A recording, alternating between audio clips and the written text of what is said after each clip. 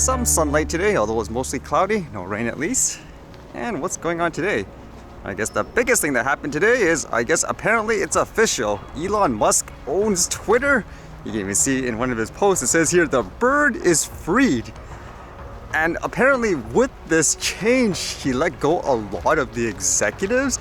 And the interesting thing is, because of that, depending on what news source you read, it either comes across as, okay, they quit, for example, because he took over the company, or they got fired. That's the impression anyways when you read the headlines. Like this first one here says what? Elon Musk now in charge of Twitter, CEO and CFO have left, sources say. And then other sources would imply, no, they got fired, for example, or let go. But with that in mind, look at how much money they get apparently just for being, fired from their position.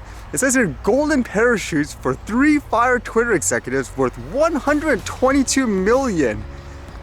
3 top executives of Twitter Inc. fired by new owner Elon Musk stand to receive separation payouts totaling some $122 million, research firm Equilar said on Friday. Musk fired Twitter chief executive Parag Agrawal, chief financial officer Ned Siegel, and legal affairs and policy chief Vijay Gadi. According to people familiar with the matter, he had accused them of misleading him and Twitter investors over the number of fake accounts on the platform. And in terms of how much they get, from top to bottom, 57.4 million, 44.5 million, and 20 million. Depending on the position and then going down.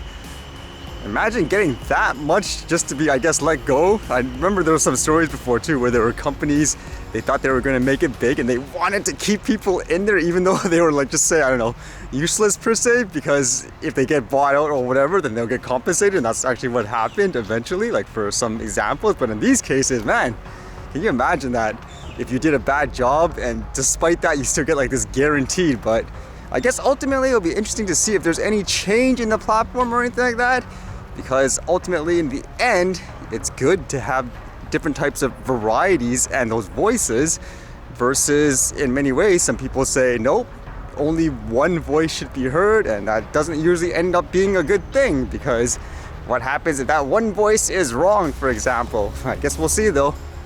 And well, I thought since Twitter has a logo that's a bird, how about this one in terms of a bird related story, and using drones around various places like airports, around aircraft, for example.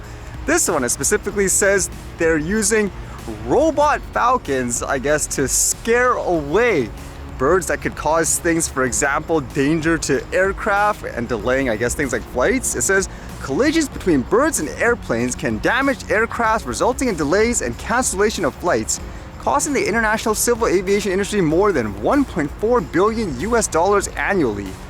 Driving away birds is therefore crucial, but the effectiveness of the current deterrence methods is limited. Live avian predators can be an effective deterrent because potential prey will not habituate to them, but live predators cannot be controlled entirely. And with that in mind, bring in the Robot Falcon, this bird. It says, in this field study, we tested the effectiveness of the Robot Falcon to drive away bird flocks by measuring the proportion of flocks it drove away, how fast fields were cleared from flocks, how long it took for them to return, and whether habituation occurred. To this end, the Robot Falcon was flown on several bird species in an agrarian environment.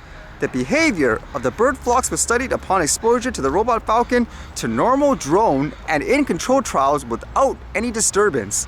We further compared the effectiveness of the Robot Falcon with the conventional methods in current use at a military airport, such as distress calls and pyrotechnics.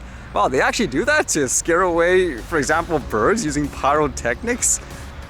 And ultimately, they say here, all flocks were successfully deterred by the Robot Falcon within 5 minutes after it started its flight, with 50% of deterrence flights resulting in fields being free of birds within 70 seconds, while in control sessions without deterrence, 15% of locations were free of birds after 5 minutes. Yeah, so I don't doubt that's a good way to do it. It's just funny, again, everyone's always saying, oh, keep this drone away from this and that. It all depends on what you're using and how eventually, correct?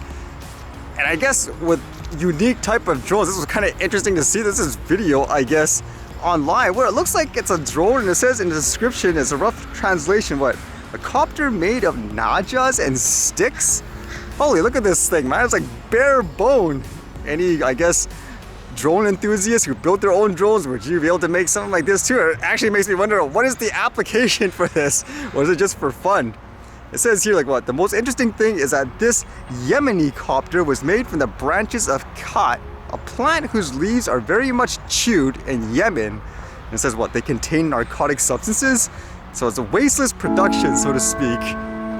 Environmentally friendly? Is that the point of this?